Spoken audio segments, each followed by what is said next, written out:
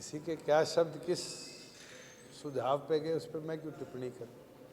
मैं तो एक चीज़ बोल सकता हूं कि प्रदेश का कोई भी व्यक्ति किसी भी पद पे पहुंच सकता है, वो अमीर हो गरीब हो ये नहीं देखा जाता। जनता का प्यार, जनता की विचार अगर उसके प्रति पॉजिटिव है तो आपने देखा होगा कई कई प्रदेशों में तो ऐसे ऐसे फ़कीर चीफ मिनिस्टर बने हैं जिनको लोग कभी सोच नहीं सकते थे। उनके खुद के प्रदेश में त्रिपुरा के जो फॉर्मर चीफ मिनिस्टर हैं, मुझे लगता है उनसे ज़्यादा तो फ़कीर कोई भी चीफ मिनिस्टर नहीं रहा जिसने पूरा जीवन 1 रुपये तनख्वाह के अंदर निकाल दी।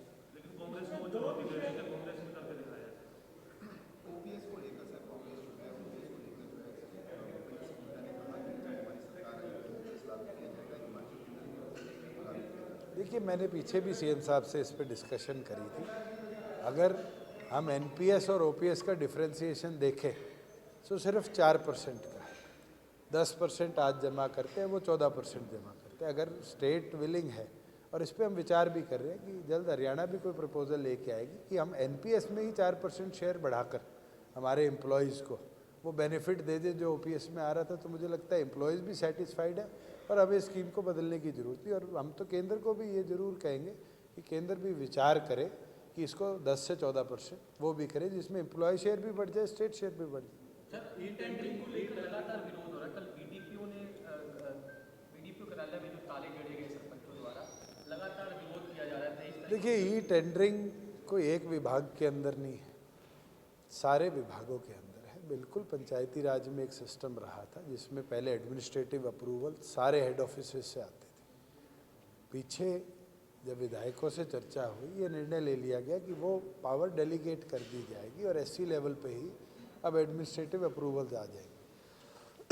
कल हरियाणा के अंदर सभी 90 कॉन्स्टिट्यूएंसीज के सभी ग्राम पंचायतों में जो स्टेट फाइनेंस कमीशन का पैसा है वो रिलीज़ कर दिया गया। फॉर एग्जांपल मैं उचाना की बात करूं तो 13 करोड़ 10 लाख रुपया उचाना कॉन्स्टिट्यूएंसी के 66 गाँव में कल रिलीज़ हुई।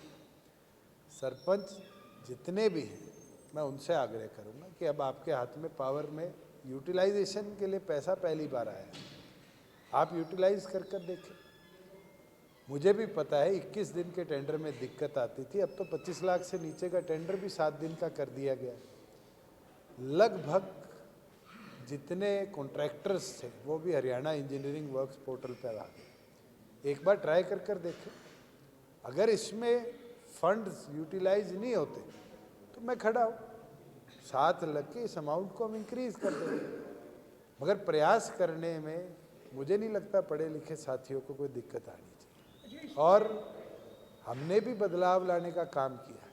पहले हर इंजीनियरिंग डिपार्टमेंट 28 के 28 इंजीनियरिंग डिपार्टमेंट अपने अपने टेंडर प्रोसेस को फॉलो करते थे। पिछले साल हमने एक ऐतिहासिक निर्णय लिया कि हरियाणा इंजीनियरिंग वर्क्स पोर्टल, जिसके रूल्स पीडब्ल्यूडी ने बनाए, इसकी मॉनिटरिंग पब्लिक हेल्थ आज कर रहा है, उसने 28 महकमों के टेंडर्स को सेंट्रलाइज किया। उसमें भी आज हमें दिक्कत आ रही है कि बिल्डिंग्स के अंदर इतने ज़्यादा अलग अलग प्रकार की चीज़ें यूज़ होती है कि एक टेंडर बनाने में कई घंटे कई दिन लग जाते हैं। उसमें हमने रिलैक्सेशन दे दी कि वो इंडिविजुअल अपलोड करने की बजाय एक्सेल शीट्स को अपलोड कर ले, कंप्यूटर है वो सब उठा लेता है।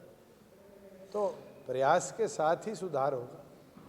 मैं ये मानता हूँ कि सरपंच साथी भी और सब मिलकर एक प्रयास एक कर देखें।